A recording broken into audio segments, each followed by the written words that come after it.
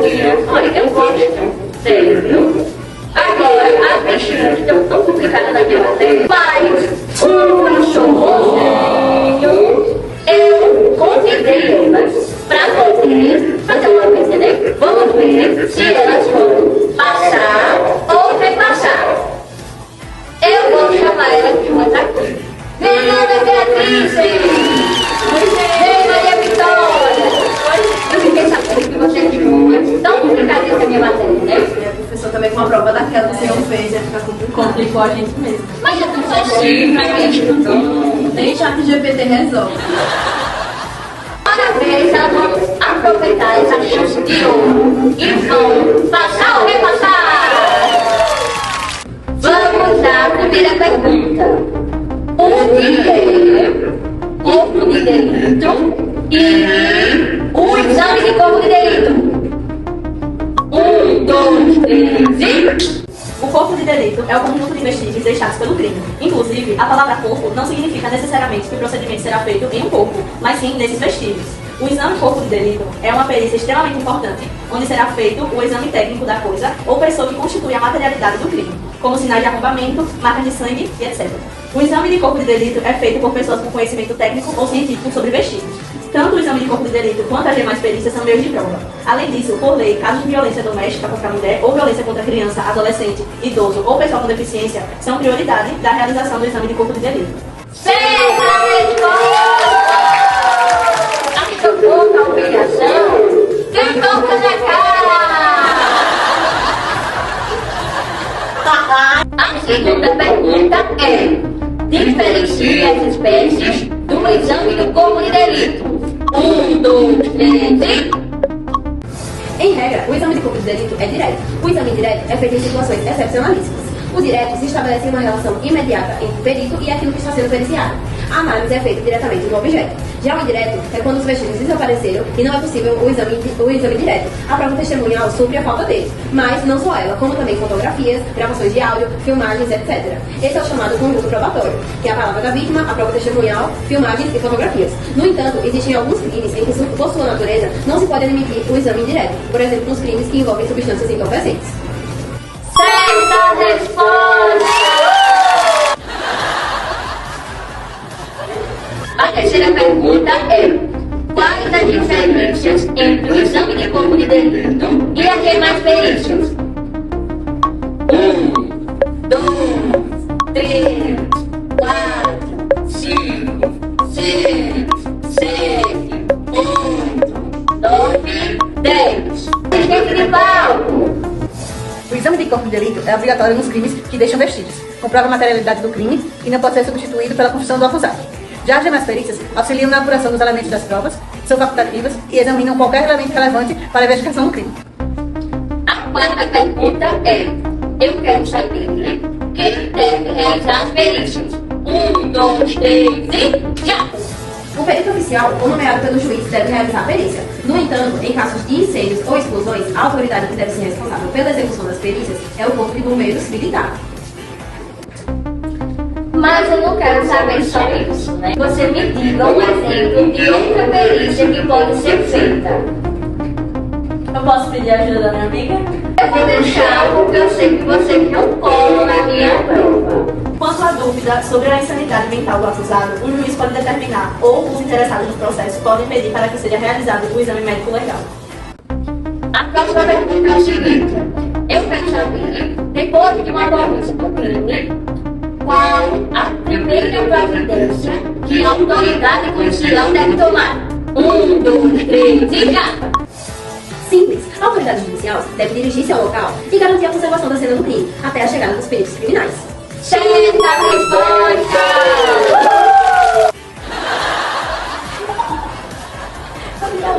A próxima pergunta é: o que é laudo pericial e o que ele deve conter? 1, 2, 3 e já! Vai deixar para assistente de palco responder? Assistente de palco.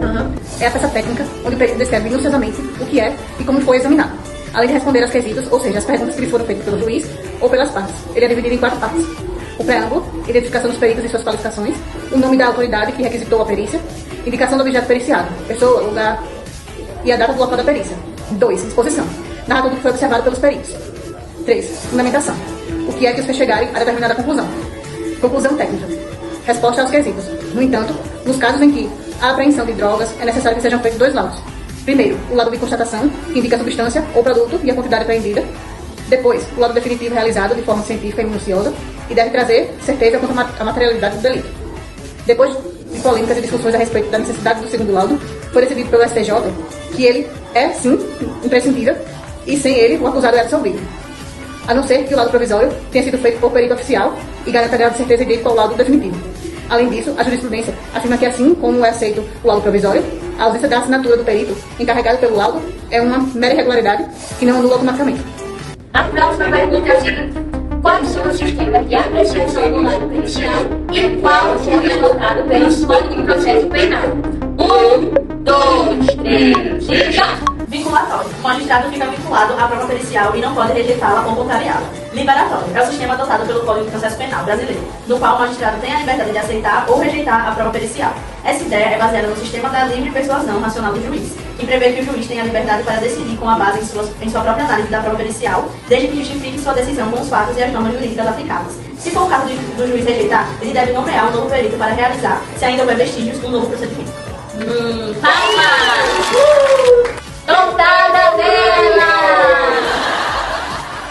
A próxima pergunta é a seguinte: no âmbito de processo penal, qual é o papel do perito oficial ou dos peritos nomeados? E de que forma as partes podem atuar por meio de assistentes técnicos diante do laudo pericial apresentado? 1, 2, 3 e já!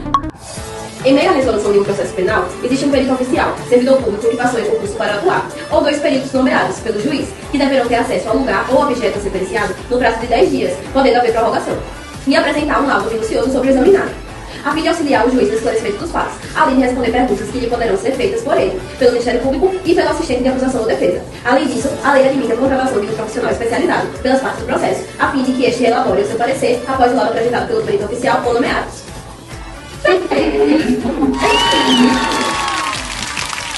Agora prestem bem atenção. Até agora vocês duas estão empatadas. E, como prova da parceria de vocês, como prova da amizade de vocês, a próxima pergunta vai ser para as duas. Agora, a próxima pergunta é o seguinte: qual a relação entre a execução das perícias, do laudo e o contraditório? O contraditório é o direito que as partes do processo têm de tomar conhecimento dos atos processuais e de se manifestar sobre eles. Vale lembrar que, a partir do momento que ocorre um crime, a autoridade policial já deve providenciar a preservação do local e pode já exigir a perícia.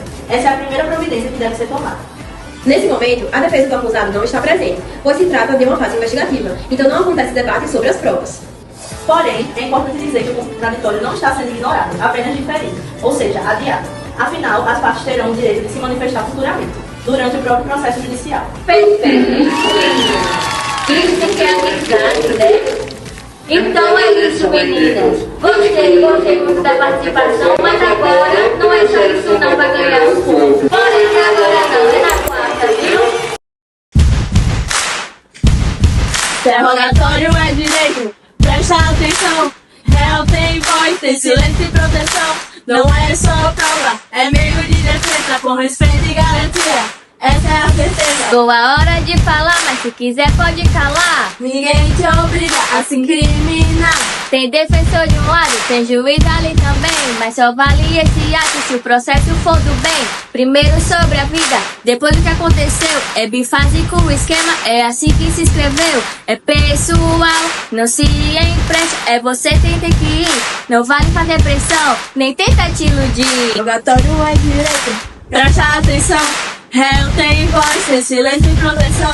Não é só prova, é meio de defesa, com respeito e garantia. Essa é a certeza. Depois de ouvir as provas, o réu vai se explicar. Porque falar primeiro é calar sem escutar. É o último da fila pra tentar se defender. Com tudo já na mesa é mais fácil entender. Se for por vídeo, tem que justificar. Nada de abusar pra tentar te eliminar. O juiz tem que ouvir com total facilidade. Cê condena por silêncio, isso é legalidade. Se compensar tem valor, mas não é tudo não. Precisa confirmar com mais investigação. E se quiser mudar, a história pode sim retratar o que falou, é direito até o fim. Antes de começar, o juiz vai confirmar seu nome, sua idade e onde vai morar. É pra garantir que ninguém vai se enganar. Seus direitos tá seguro, é pra se identificar. Não pode julgar com pressa, nem fazer pressão. O juiz ouve com calma, sem fazer indução. O respeito é a base de toda a condução. Processo penal com justiça e proteção. Rogatório é direito, presta atenção. Réu tem voz, tem silêncio e proteção. Não é só prova, é meio de defesa com respeito e garantia. Essa é a terceira. Confissão. O ato que só pode ser feito pela mesma pessoa que praticou o crime ou a ação, não podendo ser por mandatário ou procurador. Afinal, por que estamos abordando esse assunto? Nos últimos dias, tivemos uma polêmica que furou a bolha Tim. E tivemos várias confissões ou pronunciamentos, como vocês preferirem dizer. O burburinho se inicia após uma fofoca ser gerada, que uma das solteiras estava dando em cima dos meninos que namoram. Sem saber desta fofoca, a solteira pede para seguir o daily do namorado de uma das meninas, tendo assim um confronto nos corredores e uma grande discussão. O namorado dela não é nada mais, nada menos que filhos de grandes apresentadores da nossa televisão brasileira. Ele preferiu não ter o seu pronunciamento e decidiu ter a confissão simples, aonde o garoto admitiu integralmente seguir de volta a menina solteira e se responsabiliza por sua ação, assim gerando a consequência do término do relacionamento sem muita justificativa de sua parte. Após um jovem de 14 anos que se denomina profeta falar of the king, the power, the best, ele tem a sua família investigada pelo Conselho Tutelar para saber se esse jovem está tendo direito a lazer e aos seus estudos. O Conselho Tutelar está se baseando pelo ECA, Estatuto da Criança e do Adolescente, colocou o artigo 218C do nosso Código Penal, que é a exploração vexatória de imagens de criança e adolescentes, e também se baseou no artigo 208 do nosso Código Penal brasileiro, que diz que é crime ofender sentimento religioso. E ao pegar palavras que ele ao menos sabe, cobrando R$10.000, isso configura como charlatanismo. A família pratica a confissão qualificada, a qual eles admitem a sua irresponsabilidade, mas alegam que as circunstâncias podem ser atenuantes. Afinal, eles só estão deixando seu filho pregar a palavra. No ponto, nós temos a nossa repórter Nicole Oliveira, que irá falar sobre confissão complexa diretamente de São Paulo. É com você, Nicole. Obrigada, Nicole. Nós estamos aqui aguardando o que seja. Nós precisamos de um posicionamento ou até mesmo de uma confissão complexa, que é quando o réu admite somente elementos que possam modificar ou extinguir até mesmo fatos trazidos pelo autor. Afinal, foi encontrado um corpo em um dos banheiros dos melhores colégios particulares de São Paulo, onde uma bolsista negra de 15 anos foi encontrada com seu corpo caído no chão, com uma sacola em sua cabeça amarrada. A polícia suspeita em tentativa de suicídio, mas a família nega, relatando que a jovem estava sofrendo há 1 ano crimes de bullying e racismo. E ao relatar a coordenação, elas disseram para a jovem parar de mimimi. Tendo isso em vista, nós queremos salientar que o réu ele pode ter a sua confissão a qualquer momento, seja durante o processo penal, durante a investigação e durante o julgamento. Necessitamos de justiça e é isso que pedimos. Muitas pessoas estão preocupadas com as jovenzinhas que estão se seguindo e brigando pelo Instagram e o TikTok, mas poucas pessoas estão pedindo justiça pela jovem que está internada neste exato. Em breve. Os atos da confissão são todas as etapas que envolvem ela. E quais seriam essas etapas? Paola, tudo que nós apresentamos acerca do tema confissão está determinado de acordo com a gente, com as autoridades que estão envolvidas. E eles têm que respeitar a lei. Lembrando que essas coisas estão sendo embasadas sobre os atos da confissão. De acordo com o nosso Código Penal, artigo 65, e de acordo com o nosso Código de Processo Penal, 197 e A200. O que você quer, Paola? Alejandro, em relação ao valor da confissão, nós devemos entender que ele não é válido somente com meras confissões. A confissão, ela tem que demonstrar clareza, mostrando que é real o fato. Alejandro Buenismith, você não está socializando, raciocinando que a confissão deve ser feita somente para quem cometeu o ato delituoso. E digo mais, tem que ser verificada pelas autoridades a sua veracidade. Eu sei! E as demais provas para saber se realmente tem valor perante o caso concreto. Se essa confissão ela realmente tem valor, me responda!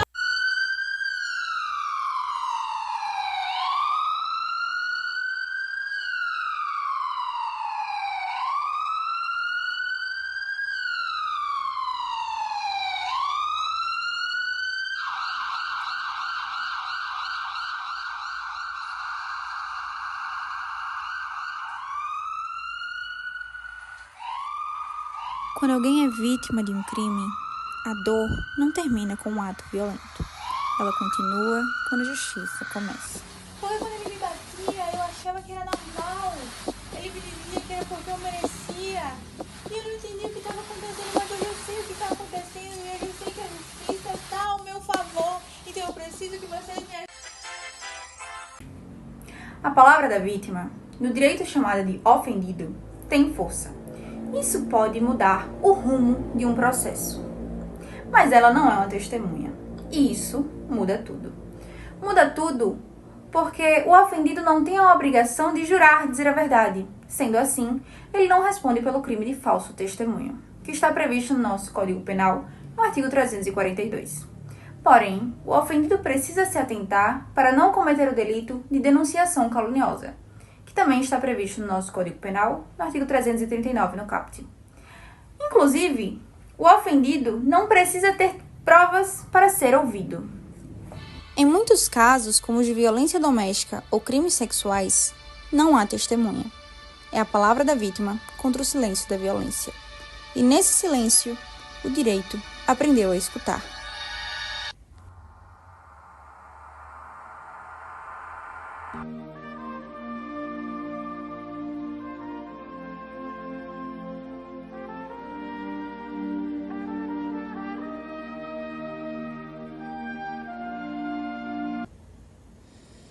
Eu sou vítima. Eu tenho direito e eu tenho voz. E se algum dia você também foi vítima, assim como eu, saiba que você também tem voz. E a justiça tem o dever de ouvir você. O Superior Tribunal de Justiça já decidiu. Quando não houver testemunhas, a palavra da vítima pode sim condenar. Se houver coerência e se for verdadeira. Porque a justiça é dar voz a quem só teve o silêncio.